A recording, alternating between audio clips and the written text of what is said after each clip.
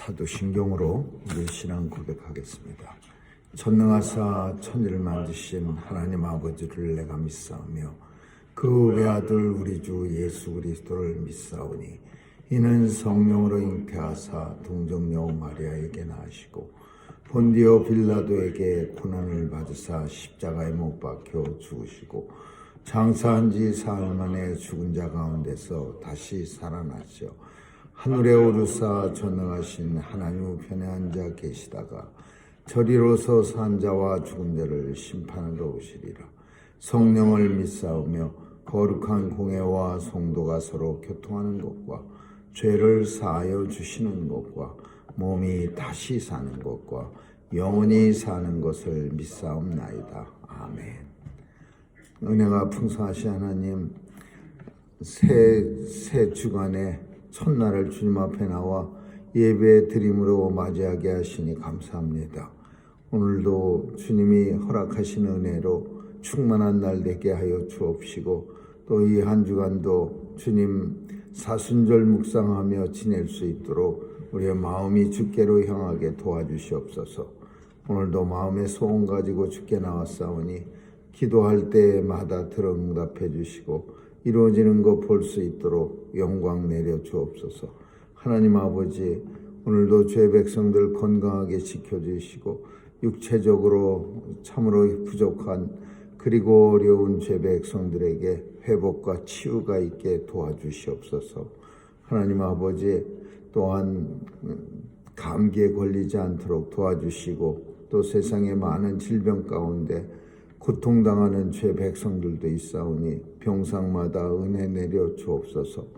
오늘도 사건 사고가 많은 세상 속에서 우리의 자녀들 마음껏 하나님 나라 위해서 일할 수 있도록 안전하게 지켜 보호해 주시고 하나님 터럭 하나도 다치지 않도록 도와주시옵소서. 오늘도 하나님께서 온 세상 통치하시고 또 전쟁 없는 세상 되게 도와주시고 총기 사고 나지 않는 미국 되게 도와주시옵소서. 우리의 조국도 불쌍히 여겨 주옵시고 또 선거를 통해서 하나님 잘 섬기는 사람들 많이 나타나게 하여 주옵소서. 오늘 하루도 주님 손길에 의탁합니다. 감사드리며 예수님 이름으로 기도합니다. 아멘. 우리 찬양 325장 찬양하시겠습니다. 325장입니다.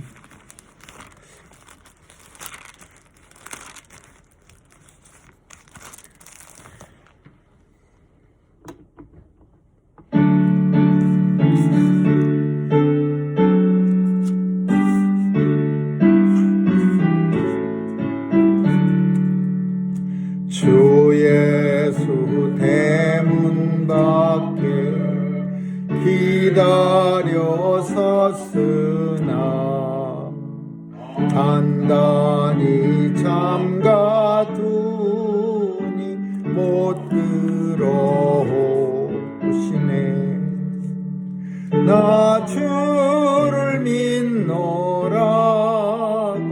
그 이름 부르나 문 밖에 세워두니 참나 예수치라. 문 두드리는 손은 못 박힌 손이요 또 가시 멸류관은 그 이마 둘렀네. 이처럼 기다리심 참 사랑이로다. 문 굳게 닫아두니 한없는 내 죄라. 주 예수 간곡하게 권하는 말씀이 내 죄로 죽은 나를 너 박대할 소냐.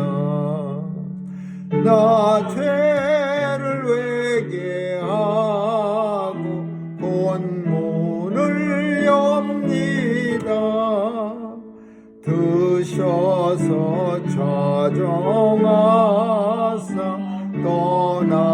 잊지 마소서.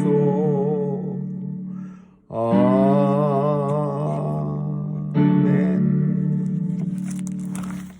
하나님 말씀은 출애굽기 12장 보겠습니다. 출애굽 12장 29절에서 42절까지 한 절씩 교대로 읽습니다. 출애굽 12장 29절입니다. 밤중에 여호와께서 애굽 땅에서 모든 처음 난 것 곧 위에 앉은 바로의 장자로부터 옥에 갇힌 사람의 장자까지 생축에 처음 난 것을 다 치심에 그 밤에 바로와 그 모든 신하와 모든 애굽 사람이 일어나고 애굽에 큰 호곡이 있었으니 이는 그 나라에 사망치 아니한 집이 하나도 없었으니더라.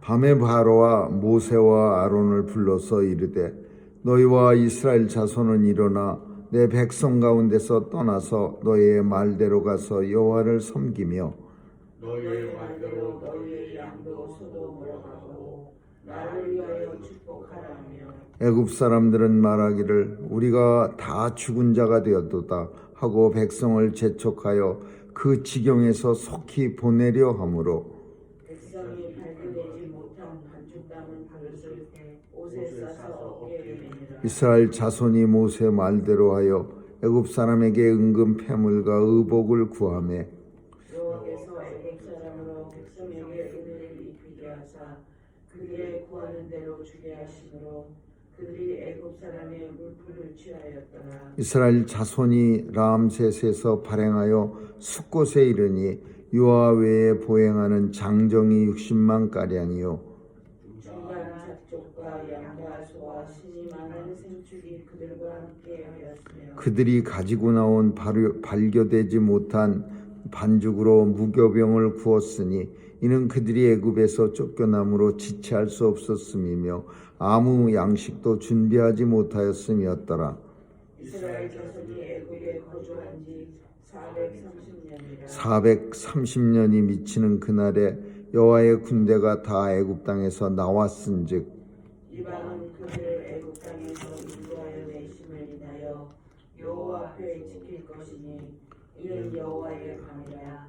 이스라엘 자손이 다 대대로 지킬 것이니라. 아멘.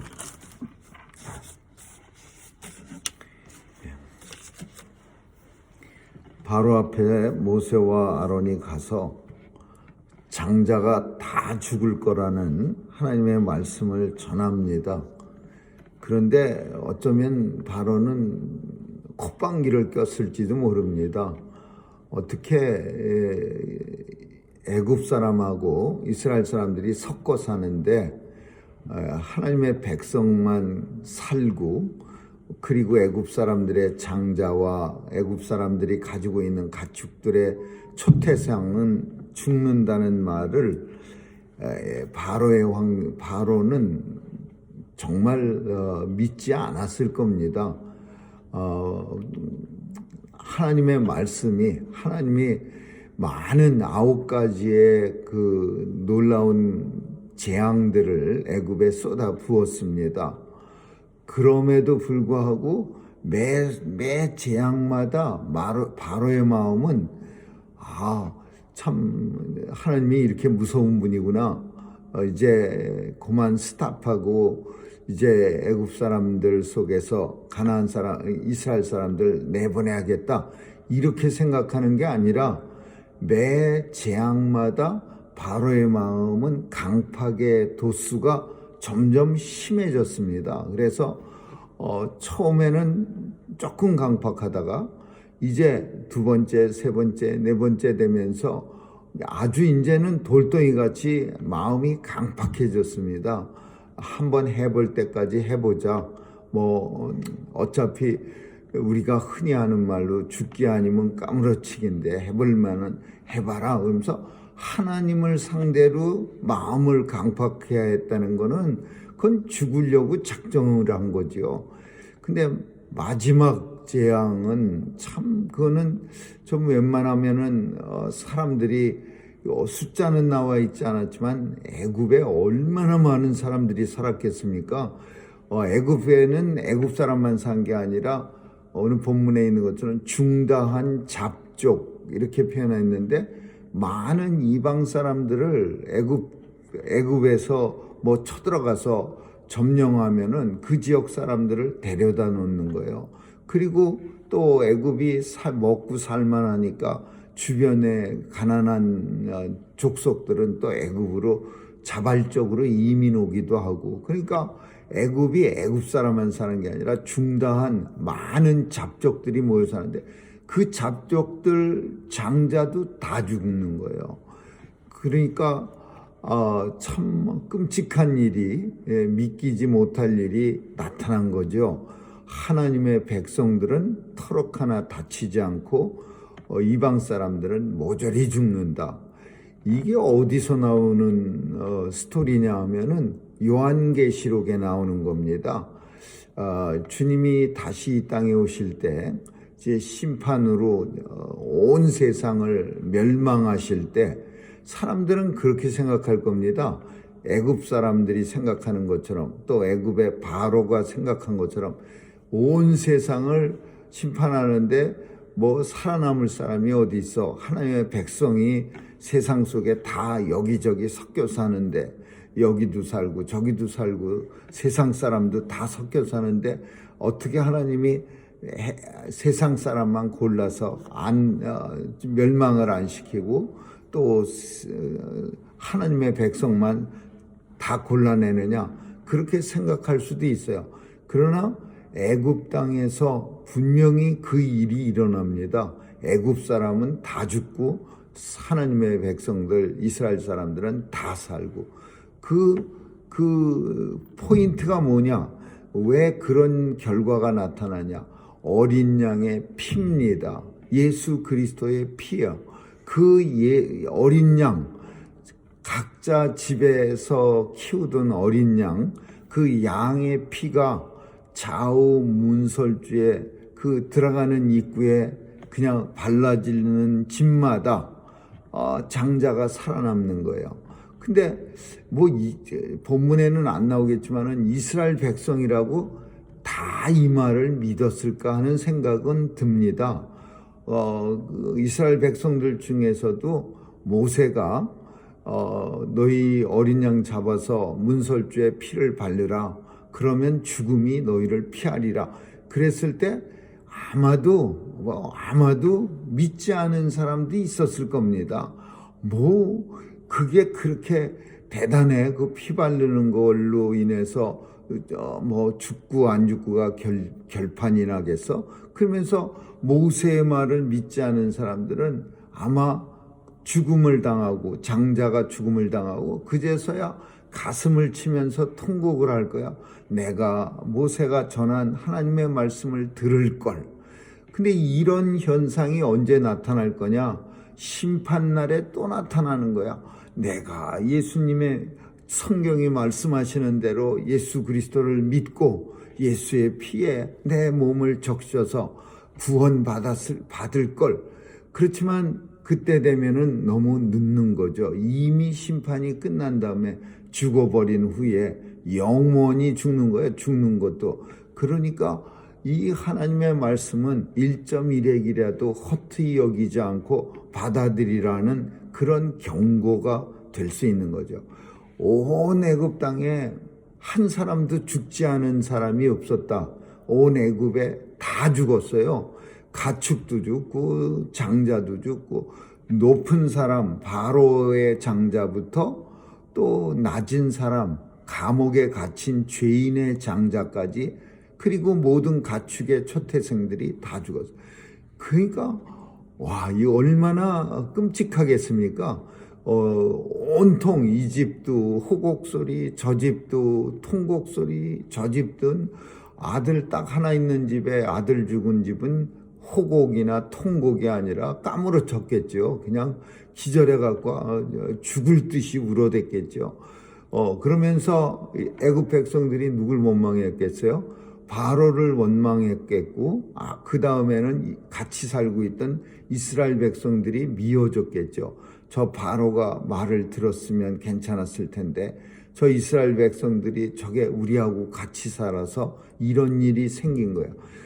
예전에 유대인들은 유럽에 흩어져 살면서 이런 식으로 고통을 많이 당했습니다.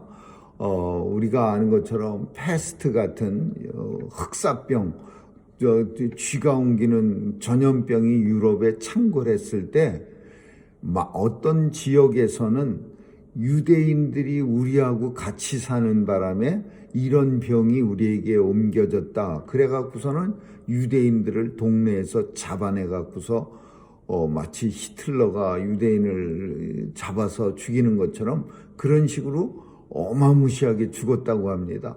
마찬가지로 자기네들 장자만 다 죽고, 그리고 유대인 장자들은 하나도 안 죽고, 그리고 쌩글쌩글 웃고 있으면 애굽 사람들이 얼마나 화가 나겠습니까? 미움도 있지만. 그러나 함부로 할 수 없는 거는 하나님의 은혜가 애굽에 사는 이스라엘 사람들에게 임해서 그 사람들은 아주 건강한 거예요. 그리고 하나도 다친 사람도 없고. 그러면서 알아봤겠죠. 왜 저 사람들은 저랬을까? 어린 양의 피가 문설주에 발라져 있어서 하나님이 말씀하신 대로 행하였더니 저 사람들은 살았더라. 그러면 이 애굽 사람들은 하나님에 대해 이제 두려움을 갖겠죠. 저들이 섬기는 하나님은 정말 무서우신 분이다.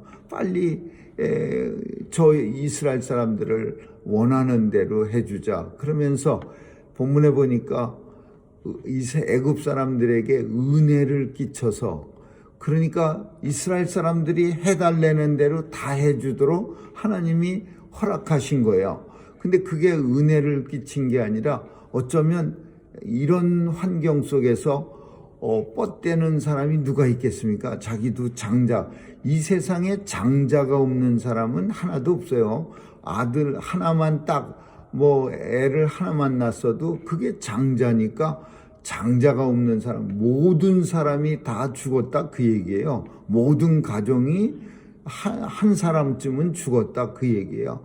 그러니까 이스라엘 사람들이 가갖고서 이제는 가만히 있어도 애굽 왕 바로가 제발 좀 모세와 아론을 갖다가 그 밤에 밤중에 불러들였어. 그냥 만나자고 해도 아주 요리조리 안 만나주던 왕이 얼마나 급했으면 아론과 모세를 갖다가 불러갖고 빨리 데리고 다 나가라. 니네들이 원하는 대로 다 나가. 그냥 조금도 지체치 말고 즉시 애굽을 떠나라. 이러면서 이제 바로가 명령을 이제 드디어 내리는 거예요. 10가지 재앙이 다 지난 후에 이미 하나님이 말씀하신 대로. 그리고 백성들은 모세에게 옛날에 말씀한 것처럼 은금 패물로 가족 집에 있는 귀한 걸 바꾸라 그랬는데 아직 바꾸지 않은 사람들이 있었는데 그 사람들이 이제 나가서 애굽 사람들한테 가서 은금 패물을 금덩어리 있으면 우리 집 가져가시고 금으로 좀 주세요. 그러면 신나게 이제 파는 거죠. 물론 본문에는 잘 안 나왔지만은 하나님이 애굽 사람들의 마음을 갖다가 움직여서 이스라엘 사람들에게 은혜를 끼치게 했다는 의미는 애굽 사람들이 불안하니까 두려우니까 저 사람들하고 같이 계속 살다가는 또 이번째는 두 번째까지 치면은 어떡하나 하고 그냥 바꿔달라는 대로 와갖고서 우리 집 사세요. 금덩어리 주고 사세요. 그러면 내내 달래는 대로 주겠습니다. 그리고 금 주고 은 주고 그리고 사는 거예요. 그러면 그냥 이스라엘 사람들은 이제 떠나기 쉬운 그런 재물로 다 바꾸고, 그리고 오늘 본문 속에 있는 것처럼 발효되지 않은 빵, 밀가루 반죽, 그 빵을 주식으로 삼는 사람들의 집에는 이렇게 밀가루 반죽을 해갖고서 이렇게 부풀려 올려놓으면은 거기서 호떡집처럼 이렇게 부풀려 오른 것을 뚝 띄어갖고서 그걸로 이렇게 빵을 만들어 먹고는 계속 아랫목이나 날씨가 따뜻한 애굽에서야 아무데나 이렇게 다라에다가 뚜껑 덮어서 놓으면은 밀가루가 이렇게 부풀었는데, 근데 너무나 급하게 떠나서 떠날 거를 기대하지 않았던 거예요. 이스라엘 백성도 저렇게 계속 어려운, 그냥 온 나라가 핏빛으로 물들고 온 나라가 개구리가 넘쳐나고 온 나라가 메뚜기가 그냥 하늘을 덮고, 그래도 안 보내니까 안 보낼 거야 그리고 기법하고 있다가 갑자기 떠나니까 발효되지 않은 밀가루 반죽을 갖다가 어깨에 짊어지고 그리고 야밤에 이제 막 떠나는 거야. 이 광경이 본문 속에서 우리에게 표현은 안 했지만은 얼마나 장엄했겠습니까? 어린아이를 제외한 그 꿈적거릴 수 있는 힘 있는 사람들의 숫자가 60만 명이었다. 이 숫자가 거동한다는 것은 정말 엄청난 그런 움직임이겠지요. 사람들이 그냥 다 그냥 각 집집마다 이제 나가라 그랬으니까 그냥 나가는데, 이런 일이 얼마 만에 일어났느냐 하면 430년이었다 그랬어요. 430년. 근데 하나님이 아브라함에게 불러서 뭐라고 말씀했냐면 400년이라는 말씀을 했어요. 그래서 30년의 차이가 나서 400년 그렇게도 말하고, 또 어떤 사람들은 430년 이렇게 말하는데 30년 차이가 왜 나는지 성경은 설명하지 않습니다. 어쩌면은 30년이 모세가 들어가서 먼저 있었던, 그러니까 이스라엘 모세가 가뭄이 중다해서 이스라엘 사람들, 자기 가족 사람들 70명을 불러들였을 때부터가 400년이고, 그 이미 모세가 들어가서 그 안에서 들어가서 살던 자리 잡고 산 게 30년이고, 그래서 430년 이렇게 표현하는데 그거는 정확한 숫자가 아니고 430년도 중요하고 400년도 중요한 거죠. 하나님은 분명히 아브라함한테 400년 후에 이 땅으로 그 가나안 땅을 허락하리라 그랬어요. 근데 이제 430년, 가나안에 애굽에 들어온 지 430년 만에 이제 온 이스라엘 사람들이 가나안으로 이제 향해 가는 거예요.